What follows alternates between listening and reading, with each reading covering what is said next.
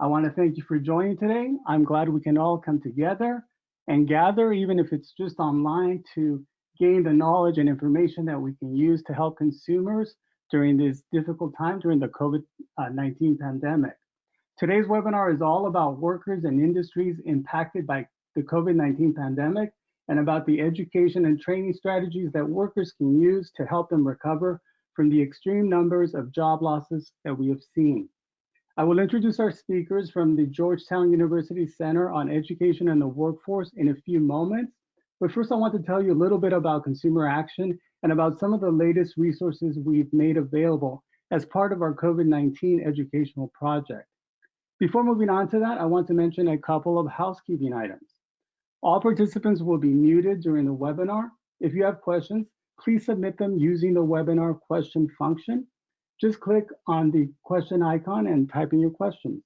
My colleague, Linda Williams, our Community Outreach and Training Manager, will be monitoring your questions. And at the end of the webinar, she will present them to our speakers.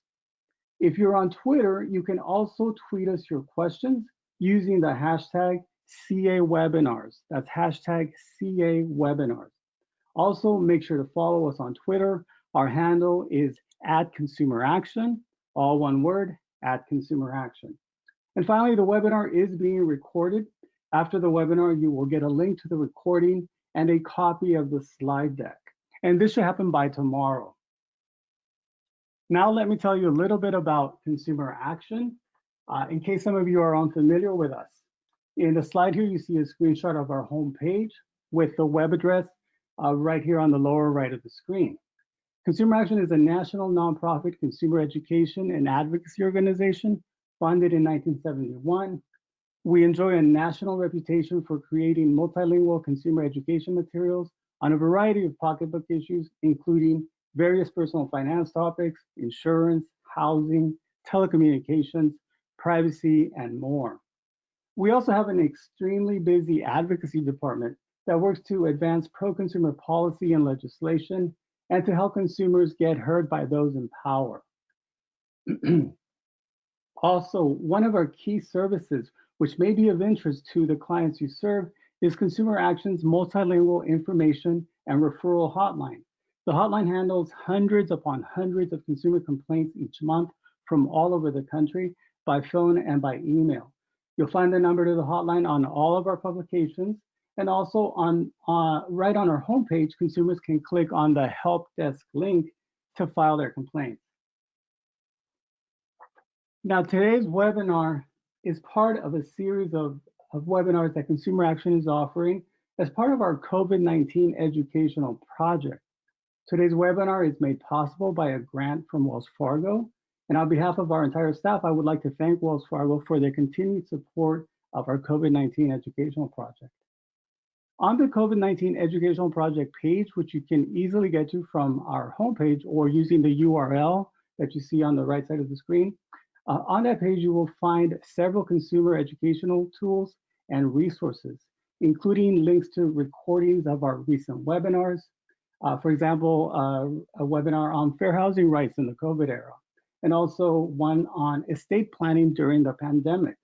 We have another one on COVID-19 scams. Also on the project page, you'll find our multilingual, regularly updated COVID-19 resource guide. It has information on everything from student loan relief to resources for small businesses to finding help with travel disputes during the COVID era. It's quite comprehensive. We also have produced several new multilingual fact sheets on topics related to the recent webinars, as well as additional topics. For example, we have a fact sheet on financial assistance resources for undocumented workers, and an upcoming fact sheet on saving during the pandemic. These are all brief 2 to 4 page fact sheets with key information that consumers can put to use right away. The latest fact sheet, pictured here on the right side of the screen, is our fact sheet on making a job or career transition during the pandemic. This fact sheet includes tips for learning more about which industries are hiring, ideas for finding free and low-cost ways to pick up new skills, information on options for additional education, and also resources to help avoid scams as consumers seek out training, education, and a job. So please make sure to visit the project page when you have a moment. And now, without further ado, I want to move into our main program for today. We'll take a quick look at the agenda. We're going to open up this segment the way we used to open up our in-person trainings. Some of you may remember we had the game, How Much Do You Know?, which was created by my colleague, Linda Williams. It was a fun way to get an idea of what participants already knew and maybe what they should pay a little bit more attention to. One difference you'll notice from the way we do it now to the way we did it in person is we're not going to hand out any prizes. After we do the poll, because it's basically a poll, a webinar poll, we will have our guest speakers deliver their presentations, and then we will have a question and answer session led by Linda Williams. After that, we'll wrap up and give you a chance to complete a post-webinar survey and also tell you about upcoming trainings. So we'll move into this How Much Do You Know poll.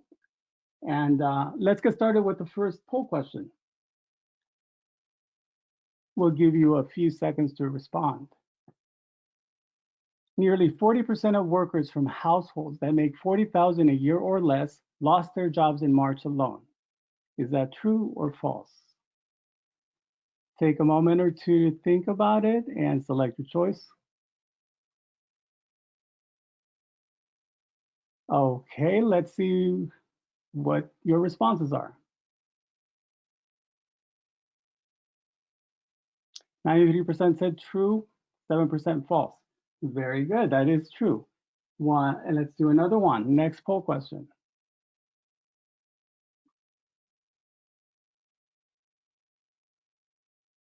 Unlike during the Great Recession, women are bearing the brunt of job losses in this recession. Is that true or false?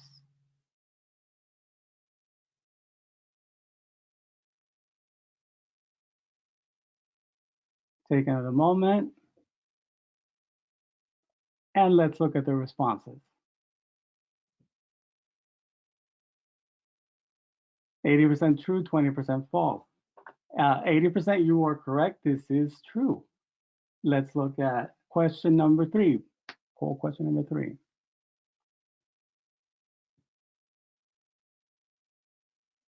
An associate degree or a certificate in an in-demand field can sometimes offer better income potential than a bachelor's degree. What do you think, true or false? Can an associate's degree offer better income potential than a bachelor's? Let's look at the results.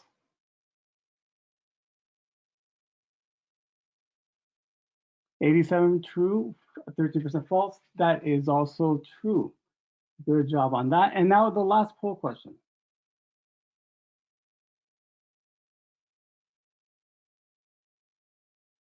In the first 5 months of 2020, workers with no more than a high school diploma experienced a disproportionate share of job losses.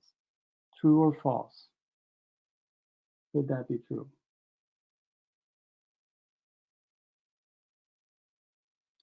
Let's look at your responses. Excellent, that is also true. Some of you figured out these are all true. We're going to learn a lot more about this as soon as we get our speakers on. And speaking of our guest speakers today, I will go ahead and move on, introduce them.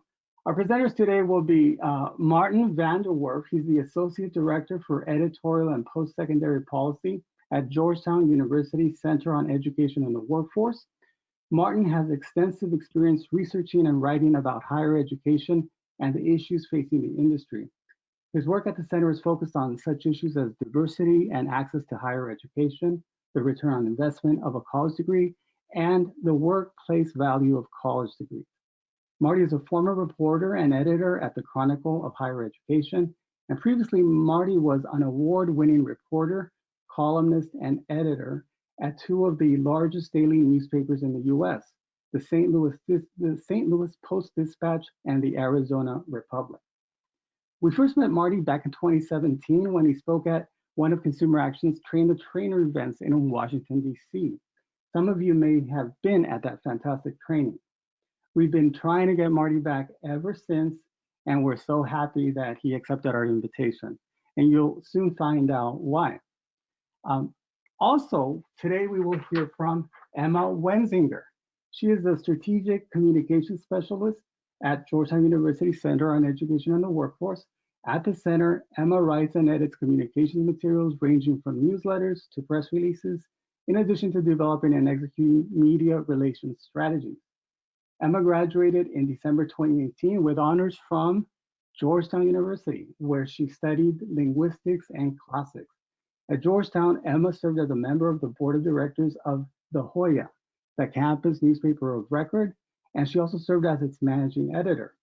After serving in leadership during a major digital transition, Emma reported on Title IX and food insecurity issues on campus. She also previously worked as a press intern at the US House of Representatives, where she focused on education, labor, and health policy issues. Welcome, Emma and Marty. Thank you for being here today. And I will hand the controls over to you now. Please go ahead.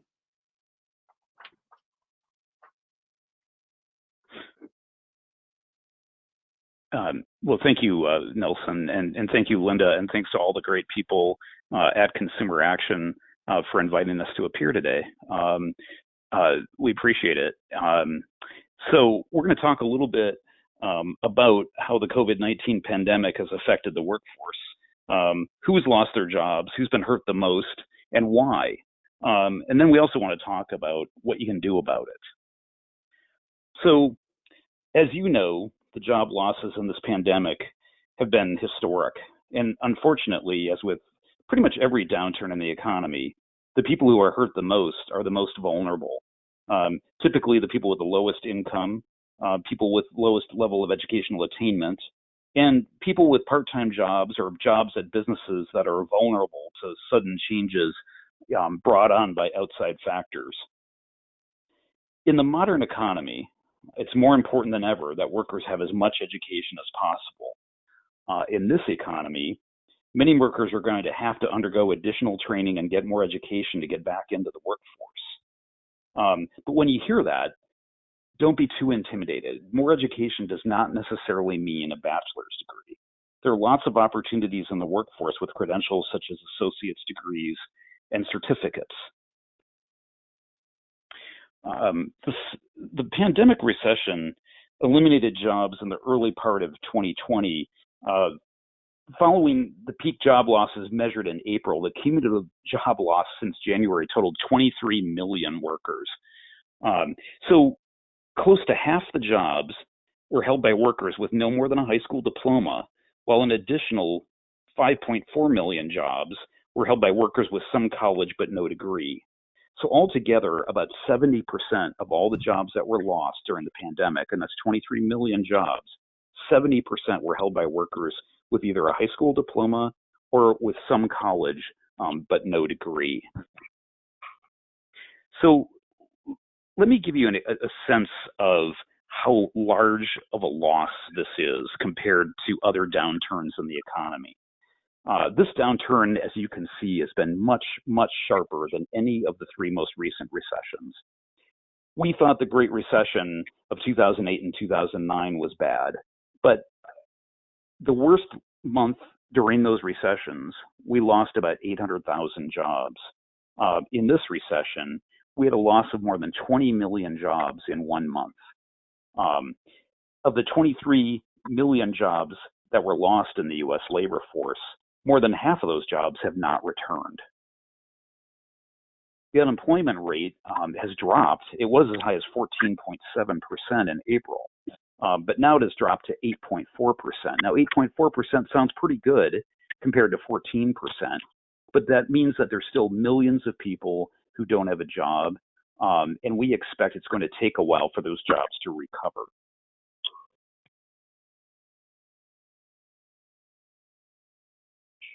So Marty showed that the pandemic led to staggering job losses in just a few months.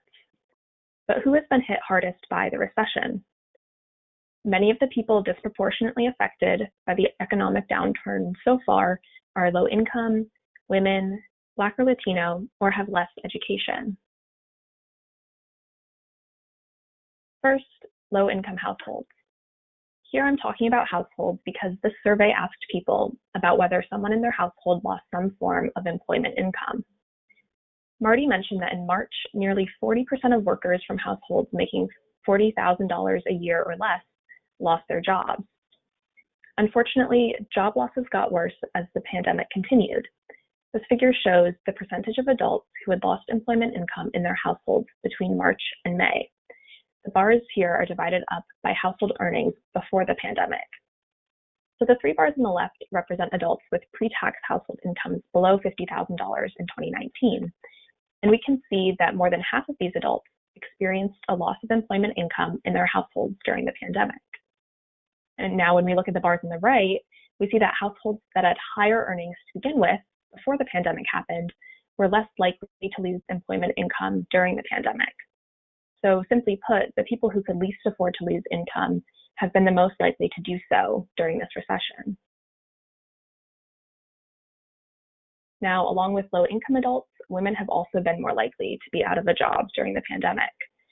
Here we see that in May and June, 51% of women were not working, compared to 43% of men. And that's a big gap, especially because in January, women hit the milestone of holding a majority of payroll jobs in the US workforce. In other words, women slightly outnumbered men in the workforce shortly before the pandemic, but that has quickly changed. And this is not specific to women with a certain level of education. Women accounted for a higher share of job losses than men across all levels of education. So one reason that women were disproportionately affected may be that they were more likely to work in jobs affected by the pandemic, including in childcare, leisure and hospitality, and retail. Lack of childcare may also be a factor. In May, women were 4 times more likely to report that they were not working so that they could care for children who are not in school or daycare, compared to men who are not working. Now, men have borne the brunt of job losses in previous recessions since at least the 1960s. In the Great Recession, men bore 78% of job losses, but this recession seems to be affecting women disproportionately. Next, Latino and Black households were also more likely to experience loss of employment income in their households. So this figure is from May, and it shows that Latino and Black adults, the green and yellow bars on the left, were more likely to have suffered a loss of employment income in their households during the pandemic. So that's 60% of Latino adults and 56% of Black adults who reported a loss of employment income, compared to 47% of Asian adults, the blue bar toward the right, and 44% of white adults, represented in the orange bar, all the way on the right, who also reported a loss of employment income. So you can see pretty clearly here that the share of Latino adults with a loss of employment income in their household was the highest of all racial and ethnic groups in May. We also know that Latino adults without post-secondary education were especially hard hit. Overall, Latinos are about 17% of the total workforce, but have suffered 24% of the job losses. And Black adults are about 11% of the workforce, but they have suffered about 15% of the job losses.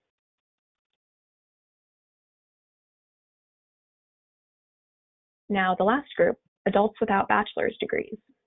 These adults were more likely than workers with bachelor's degrees to experience a loss of employment income. More than half of workers without bachelor's degrees suffered loss of employment income in their households by May. So 59% of workers with less than a high school diploma experienced a loss of employment income. That's the green bar on the left. And then 51% of workers with a high school diploma experienced a loss of employment income.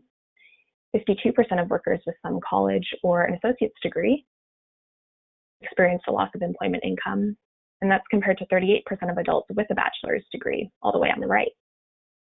So in general, this tells us that having more education can make losing a job less likely, especially during this recession.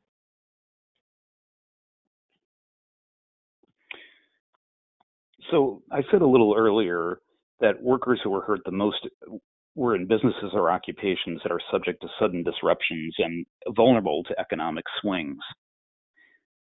So what kind of businesses are we talking about? Not too surprisingly, the industries that have been most affected are those related to the life that we used to have, but we don't anymore. The restaurant and bar workers, wholesale and retail jobs, These are also the kind of jobs that tended to be filled by workers with the lowest level of educational attainment. They're also, in many cases, some of the lowest paying jobs in the workforce. And so the people who were making the least in perhaps the most vulnerable jobs are the people who tended to lose them.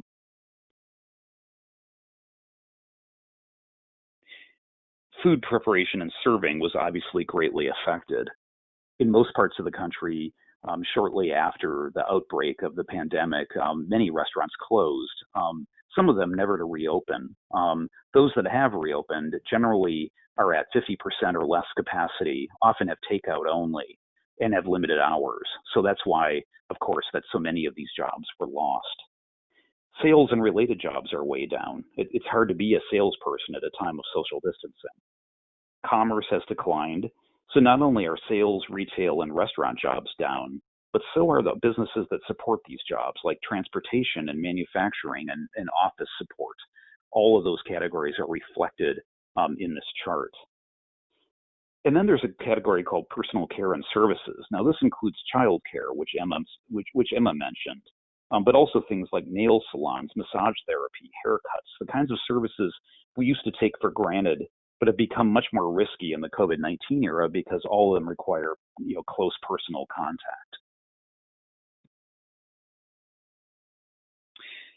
And then there's the other side of the coin. The jobs that have been the most safe have been primarily jobs that are held by people with the highest levels of education who are able to work from home. So in this chart, the larger the bubble is, the greater the number of people that are in that category. Because of the way this chart is organized, you want to be on the right side of this chart. So the big blue bubble in the upper right-hand corner is managerial and professional office jobs. The more maroon bubble is STEM jobs, and then the black bubble at the very high end is education jobs. These are jobs that are relatively safe because there's a high likelihood you can work them from home. Now, at the lower left-hand corner, you've got blue-collar jobs and also food and personal services jobs. These jobs, for pretty much all of these jobs, you have to go to a work site in order to do that job, and that's been something that's been severely restricted for the last 6 months.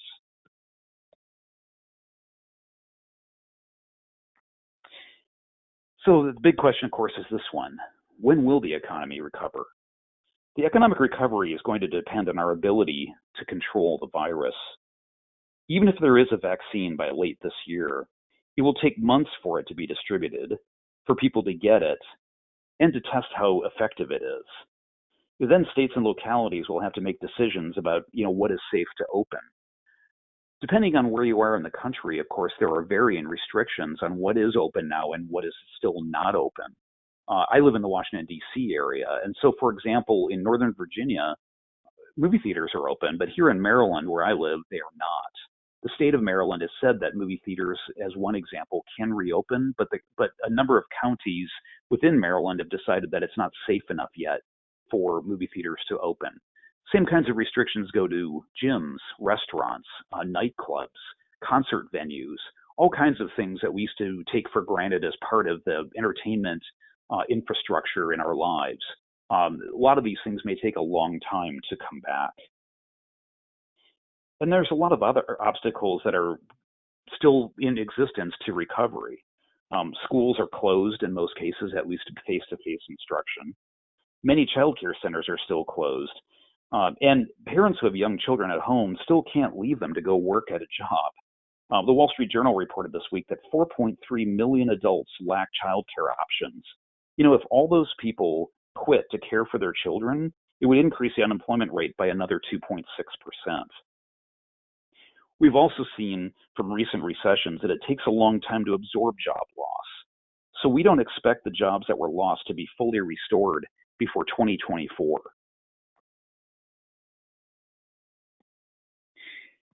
And that brings us to the preparation of the workforce here in the U.S. While the U.S. in general has a highly educated workforce, the labor force also includes a large segment of people that don't have enough education to be able to compete in the modern economy. We have large segments of the workforce that just make too little money and don't have enough job security to be safe in this economy. And in general, the people who have the least job security have the lowest levels of educational attainment. So when Emma was talking before about who lost the most jobs in this economy, it tended to be people who had some college but no degree, a high school diploma or equivalent, or less than high school. Those people are often the first to be sacrificed and lose their jobs when there's an economic downturn. People with more education tend to be in managerial positions and generally hold on to their positions during a downturn. They are subject to being laid off, but there's less of a chance that it's going to happen. And so let's move on to talk about the importance of training and education as a means of surviving this downturn and coming out of it stronger.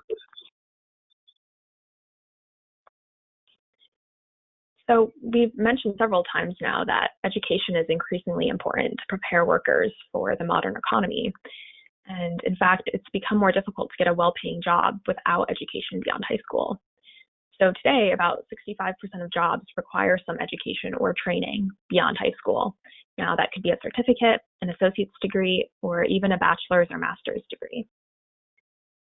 And for many workers, more education and training could be a helpful step on the path toward finding a new job.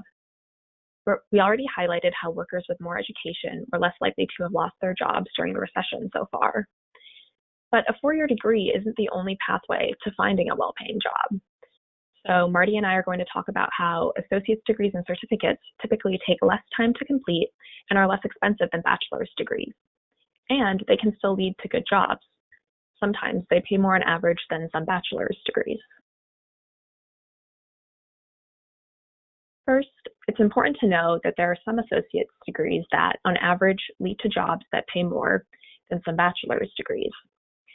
So in green here, you can see associate's degrees with their median earnings on the right, and those earnings outpace the earnings for some of the bachelor's degrees below in yellow.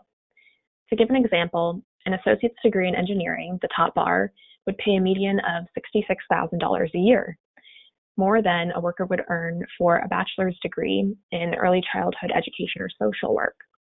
Those are two of the bottom bars, and they pay a median of $40,000 or $44,000 per year, respectively. Now, this holds true for women in some fields. An associate's degree in health science could earn you $46,000 per year, the green bar at the top, and that's more than a worker with a bachelor's degree in liberal arts could earn at the median, which would be about $42,000 per year. And for men, associate's degrees in engineering, protective services, and IT lead to jobs with higher median earnings than from bachelor's degrees in education, social science, or philosophy, just to name a few examples off of this chart. Even a certificate, certification, or license could lead to higher earnings than having no more than a high school diploma. So in 2013, a worker with a certificate, the second bar from the right, earned $38,000 per year, compared to just $32,000 for a worker with a high school diploma to the left. Still, certificate holders typically earn less than workers with an associate's or a bachelor's degree, so that's important to keep in mind. Here we see that median earnings for workers with certificates, the yellow bar, was $38,200, lower than for workers with a bachelor's or associate's degree, which are above. But those earnings were still higher than for workers with no more than a high school diploma at the bottom. So in general, workers with a certificate or license have higher median earnings than workers without one, about $50,000 compared to $37,000.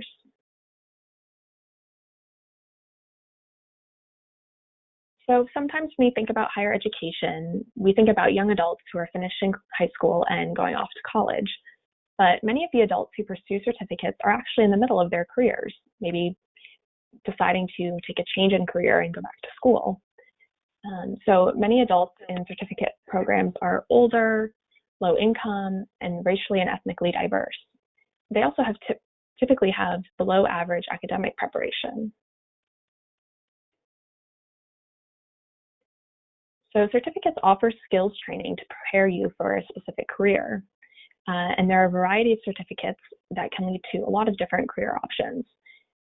Here are a few common ones: commercial drivers, home health aides, HVAC technicians, cosmetologists, and mechanics. So with a certificate, someone who might not even have another post-secondary credential would be able to qualify for an in-demand career.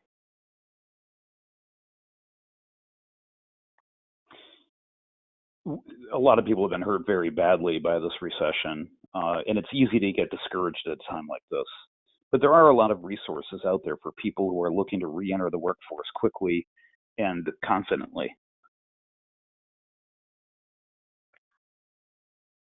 In your community, one of the best resources that you can possibly take on is the community college. The community college often has credential programs, but also a lot of classes for people that are trying to obtain licenses, certificates, and certifications. Community colleges tend to be the closest to the community and to employers in the community, and they're great places to visit because they serve students at all levels of preparation and academic achievement. So I really recommend that you look into what programs your community college is offering.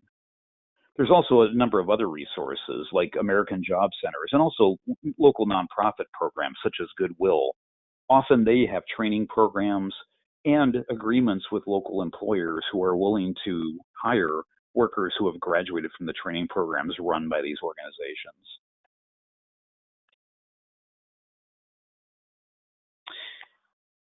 Apprenticeships is another area that has been growing in popularity, and there's a lot of commitment to try and create more programs in apprenticeships. Apprenticeships are actually quite small in the United States. They're less than 1% of all jobs, much smaller percentage than you would find in Europe, for example. But they are also proven training grounds for young people, especially those who want to get into skilled trades.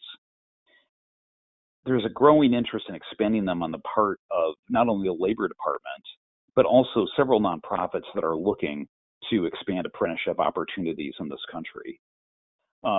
Vocational schools and community colleges frequently partner with local companies, trade unions, and professional organizations to provide classroom training and on-the-job experience for skilled workers.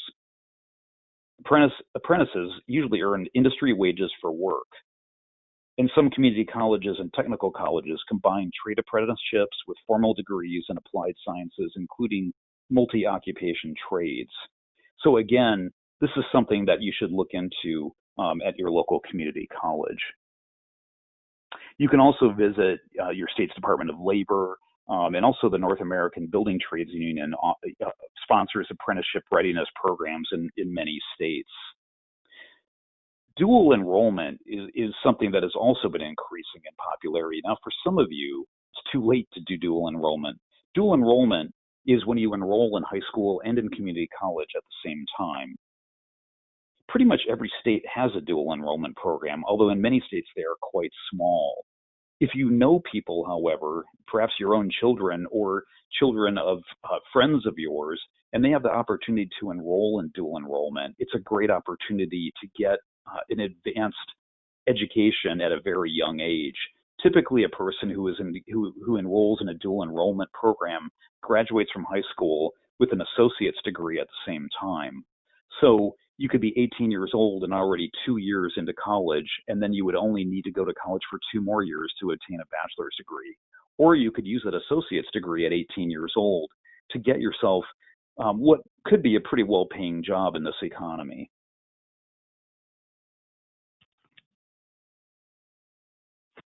However, it's very important that you take a look around at where you might be going to college in order to get more training or education. Many adults are getting restless, may not know where to start as far as going back to school. And the first thing that catches their eye might be a television ad for a college or a training program. But outcomes can be very different. The amount a student will investigate a credential can vary very widely. So buyer beware. My advice is that if a program is advertising on TV, there's a very good chance that other colleges are offering the identical program. Often it'll be your local community college, And that community college will probably cost anywhere from 75 to 90% less than a for-profit college, which might be advertising on TV. Of the colleges that I do see advertising on TV, the ones that I would recommend and the ones that I have faith in are Southern New Hampshire University and Western Governors University. These are not for-profit institutions, whereas a lot of the institutions that you do see on television are for-profit institutions. Beware of those expensive for-profit career colleges and certification programs. They often saddle you with unaffordable student loans, yet they fail to deliver a recognized or respected certificate or degree that will help you get a job. And also be aware of online schools that are subpar, or they might be outright scams. And a great organization for watching this kind of thing is the sponsor of this webinar, Consumeraction. The Georgetown University Center on Education and the Workforce, where I work, has a great online database of about 4,500 colleges around the country. It allows you to look at what your anticipated income might be after graduating with a certificate or a credential from one of these institutions, and also how much you might have to pay in loans after you graduate. This would allow you to really look at the value of institutions that you might be considering. There's also many local resources, including local American job centers and career one-stop shops that have local resources for workers. A lot of colleges also, especially community colleges, provide career services to alumni and can sometimes get you connected with local employers that are looking for help. Everyone who's listening to this webinar today is going to get a copy of the slide deck. This is a number of links to resources from the Georgetown Center that can perhaps help you in looking for a job yourself, or at least having the resources and knowledge to know more about where opportunities might lie in the workforce. And this is a little bit more information about the center. Thank you for listening, and I look forward to answering questions. Thank you so much, Emma and Marty, for that presentation and for some of those ways, some of those tips on avoiding some of the bad pathways in terms of trying to recover from this, some of the scams that are out there. I'm sure we have some questions out there. Linda, if you are out there, can you let us know if the participants have any questions for Emma and Marty? Yes, good afternoon, everyone. And first, let me thank Marty and Emma for a superb presentation. So informational. I will be going back over it again and again and again. Yes, we have a question. Our first question is coming from Upper Darby, Pennsylvania. It's coming from Rhea. And Rhea would like to know what type of associate degree is considered specialized?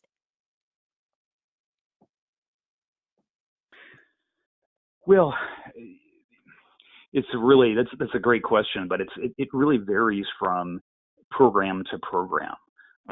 So a specialized associate's degree might be something with a very particular emphasis in a wider range of study. So, for example, within IT, if you were to get an associate's degree in, let's say, coding, that might be considered to be a specialized associate's degree. It doesn't matter if you get what's called a specialized or a not specialized associate's degree. What you ought to look at is what it might pay after you graduate. Are there people looking for people with that degree in the workforce? And you can work with the Career Counseling Center at the college to ask about that. You don't want to get a degree and then find out that there's really no demand for it in the workplace. Okay. Second question is coming in from Jamila Blake. And Jamila Blake would like to know why social services are losing jobs in such a high number. Why that industry? So when we talk about social services, in some cases we're talking about jobs in nonprofits and community-related organizations. And what's happening with a number of those jobs is that their funding is in question. And so as a precautionary measure, Some of the employers have reduced their workload. I'm sorry, they've reduced their employment because they don't have guaranteed funding to go forward, and so unfortunately they've had to lay off some of their workers. I know it's counterintuitive. We're in a time in our society where we need more social services, but these social services oftentimes are subject to budget cutbacks by the government, and also they're funded sometimes by foundations and other givers. And if there's no guaranteed funding, the result is that sometimes the jobs get cut. Okay. Now the third question is coming in from Washington, D.C., from Santi, and she would like to know if you can give her some examples of blue collar jobs that are less impacted by COVID-19 coronavirus. That's a there have been some that have not been have not been as impacted. Some of those jobs involve construction. A lot of construction jobs have not been impacted if the funding is guaranteed, and especially if you're working in something like building roads and that sort of thing. I mean, that's one example. There's also the kinds of jobs that just people are going to need no matter what. So things like, and especially because people are working more at home. So jobs like electricians, people like plumbers, people like HVAC technicians. As more people are working at home, they need more services around the house, and that's really never going to go away. People are always going to have leaks in their pipes. People are always going to they're going to have their air conditioning addressed and serviced. So those kinds of jobs continue to have pretty high employment levels, and actually growing levels in some places. Great. Thank you. We have another question coming in from Glen Oaks, Maryland, from Lisa Armstrong. And Lisa would like to know what ages are being used to define young adult. Emma, do you want to answer that? Yeah, so it would depend on the figure here. I'm not sure if we specified any numbers for young adults. Do you know which one it might be referring to? No, I don't. I don't have that information. Maybe Lisa will email me later and I can get that to you. So let's move on to the next question. And the next question is coming in from Maryland as well, from Amber Locke. And Amber would like to know about how much income families, do you know how much income families have lost because of job shift and, going from full-time to part-time over the last 6 months? We do know that a lot of people who had incomes of less than $50,000 their income has been lost almost completely. In some cases, if it was a two-earner household and both have lost their jobs, they've lost almost all their income. The only income they might have is from the unemployment, extended unemployment that we had for several months after the pandemic began. We don't have overall figures at this point about how much total income has been lost, but what we do know is that in families that have higher education levels, let's say that there's a family in which both adults in the household had bachelor's degrees and one of them lost their job. Well, that might mean a 50% impact in that family.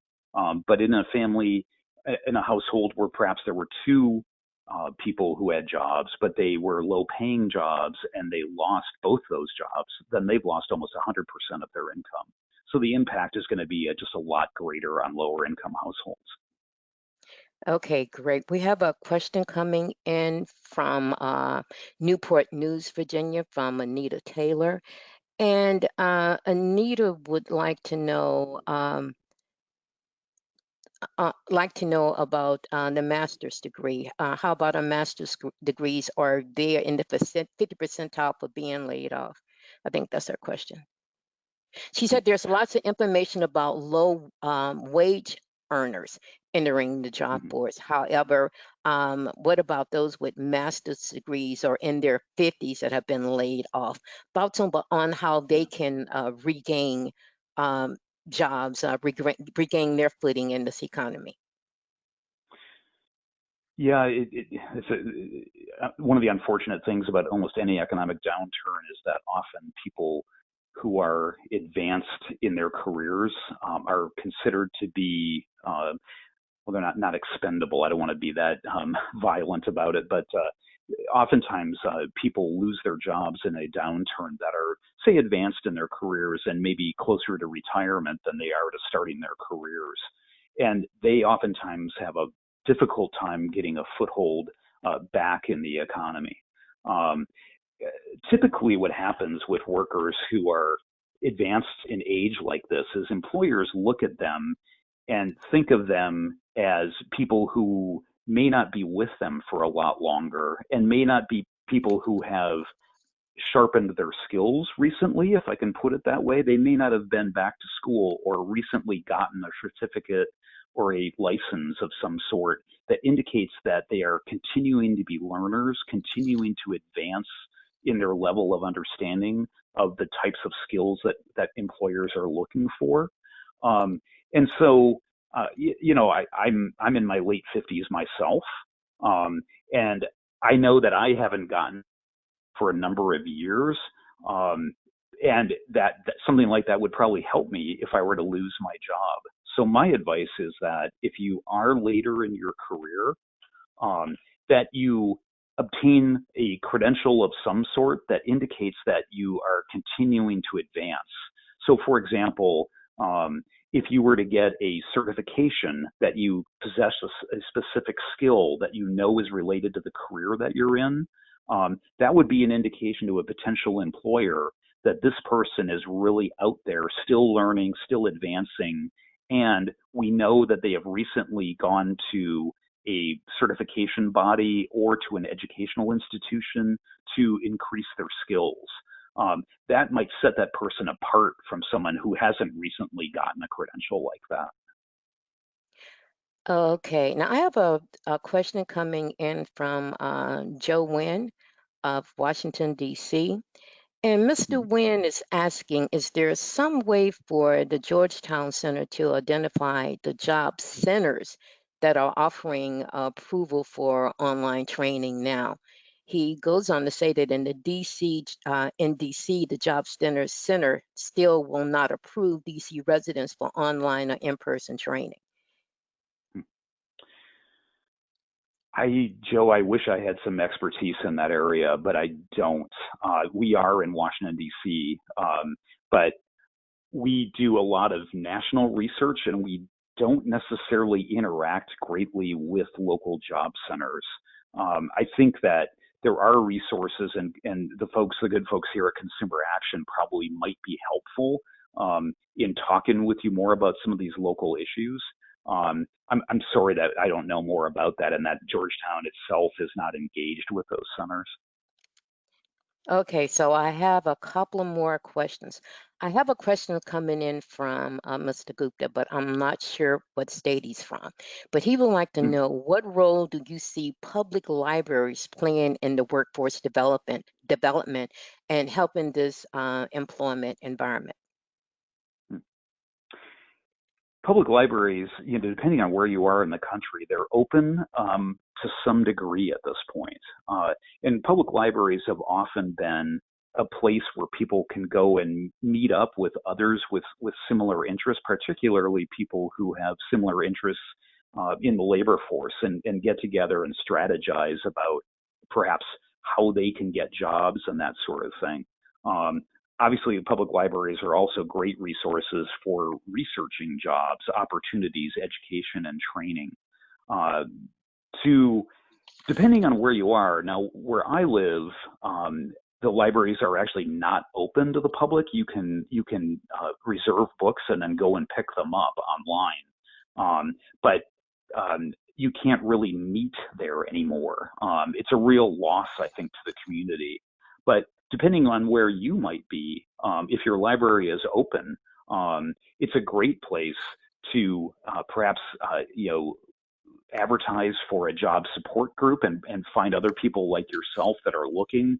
But like I said, also, there's a lot of resources there where people can learn more about researching occupations, researching industries, what's required, and then finding resources for how you can obtain those credentials and enter those careers.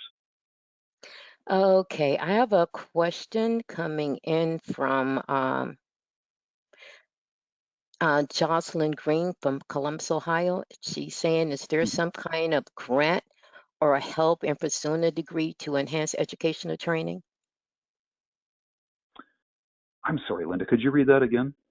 Is there some kind of a grant or assistance in pursuing a degree that you can use to enhance educational training? Well, Jocelyn, if I'm not typically, saying that correctly, please email me and I'll get that question to him. it sounds to me like what Jocelyn is asking about is financial aid, Yeah, if I'm not mistaken. And one of the reasons, and yes, financial aid is available, but typically it's up to each institution, and typically that institution would require you to apply for financial aid. Now, at a four-year institution, you're required to fill out what's called the FAFSA, the FAFSA, which is the application for financial aid. At community colleges, they might also require you to fill out such a form. Now, individual institutions often have financial aid available to students, but you can't get that financial aid unless you apply for it. The reason I often talk about community colleges and really push people to check with their community colleges first is because they're so much less expensive than any other kind of an institution. Typically, you won't have to take out a loan in order to be able to afford to go there. And if you're from a very low income household, they often will have financial aid that will allow you to attend there for very little money, sometimes next to free. But you really need to check with each individual institution. Now, a lot of for-profit institutions that you might see advertising on television or elsewhere will often try to entice you to come and say you don't have to pay any money up front. And the fact is you have to borrow all the money, so you have to pay all of it back at the back end. Now, it's really enticing to go to a place without putting any money down. But if at the end of it you're going to be owing tens of thousands of dollars, you're going to probably be in a lot worse financial shape than if you didn't go there in the first place. So be very, very careful about where you decide to go to school and seek additional training, and be very careful about what the rules are about paying for it and how much you're going to pay. great. Now I have another question coming in from Crystal. She's in Maryland and she's a community educator. And Crystal, I have a question about the best way to help low-income populations that have lost their jobs. And she's saying that your presentation seemed to indicate that we should be encouraging them to pursue training and certificates. Since this can be costly and require time commitment, is it wise for them to jump into these pursuits? Your counseling is something that's so important, because we often talk about it, and we often talk about the fact that there really isn't a comprehensive job and education counseling program, in this country. It's so important for people who are looking to enter the workforce to identify things that actually interest them and to pursue them in a linear way. So, for example, I would never recommend, pushing someone into a training program that's in an area that they actually don't even enjoy. If I have a degree in cosmetology, but I don't want to be a cosmetologist, then it's really not worth anything, is it? But oftentimes, we see something and we think, oh, this would be perfect for, Andrew or Sarah or whoever it might be.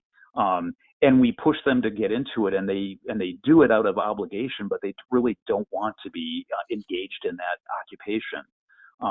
and we don't have really comprehensive ways of identifying and talking with people about exactly what their interests are.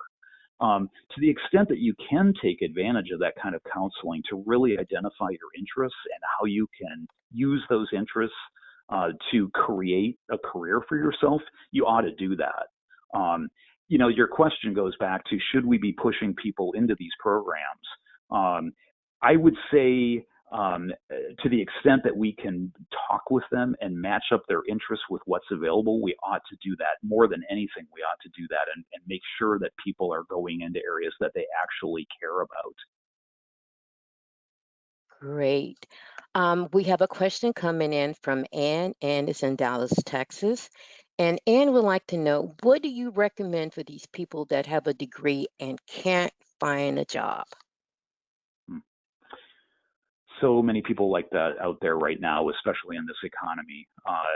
It's, with the unemployment rate at about 8.4% right now, that doesn't even include discouraged workers. And discouraged workers are just who you're talking about. People who have a degree, have been knocking on doors, have been sending out resumes, and just have not landed anything. It's going to take a while, and I hate to say it in a time where people might actually be getting kind of desperate with the bills piling up and unable to really keep the car running or pay the rent. But one of the things I have to counsel right now is unfortunately patience. And I know it's hard to be patient at a time like this, but you're competing against an awful lot of people. There are a lot of people who are out of work right now.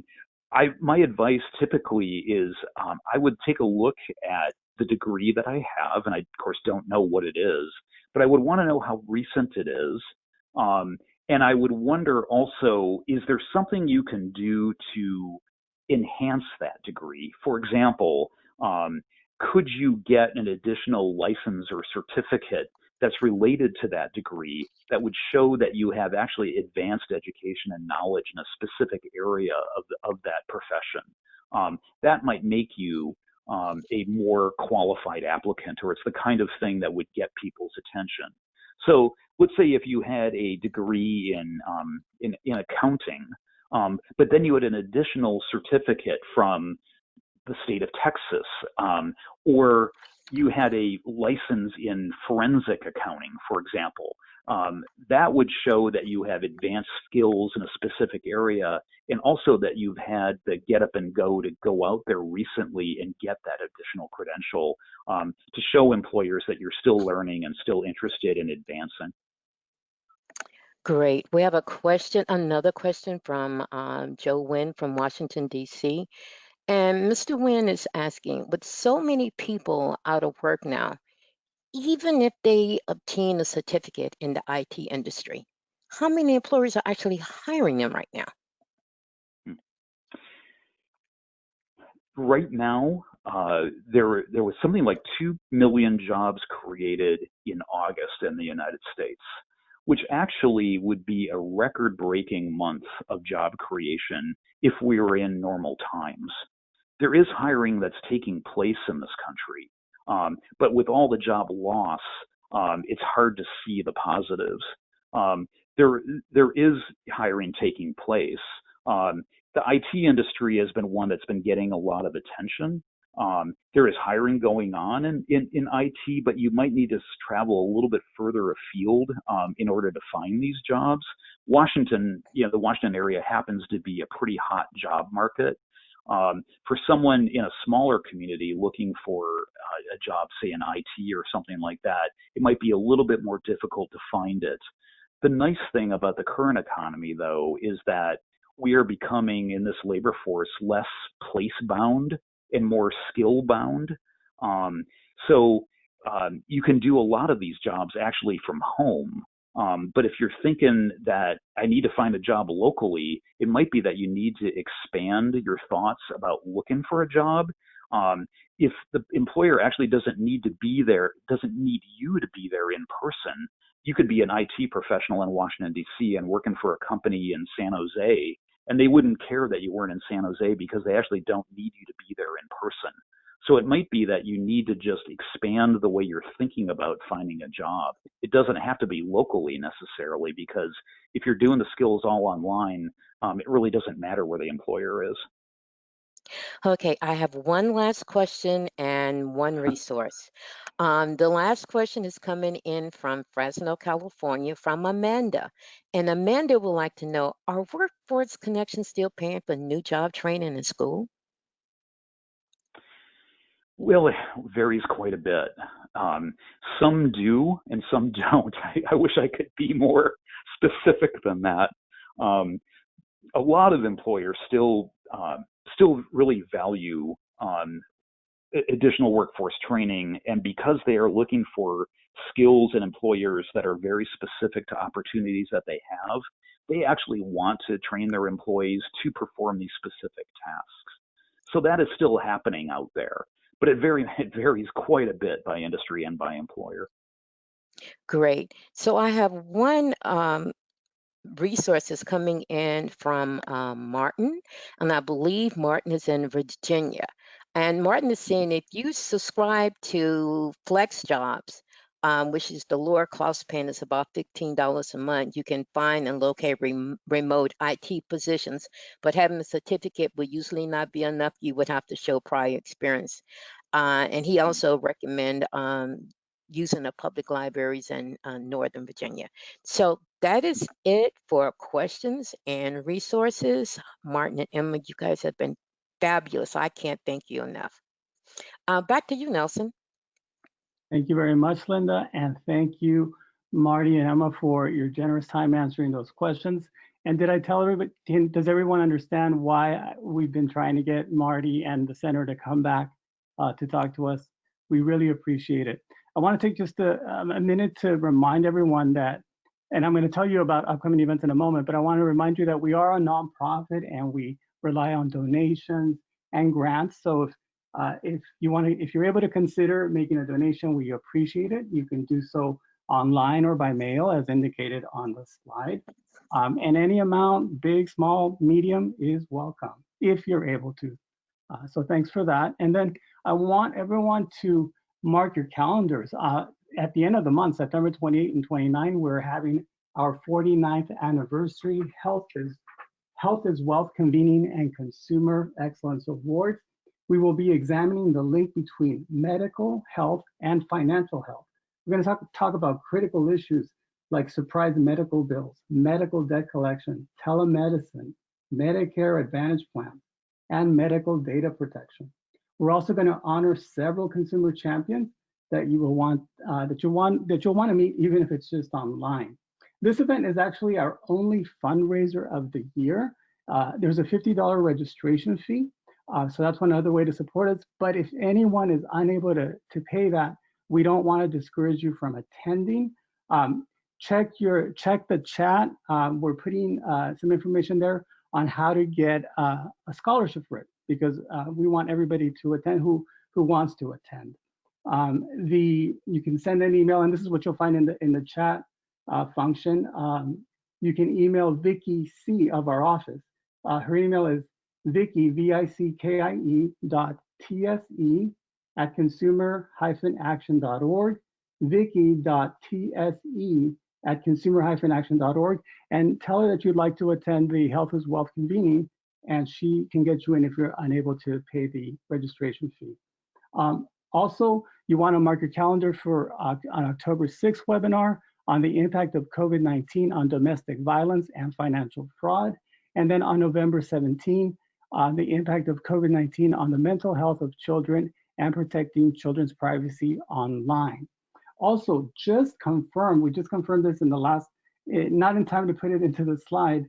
On October 14, we will have another webinar on the CDC's National Eviction Moratorium that was announced last week.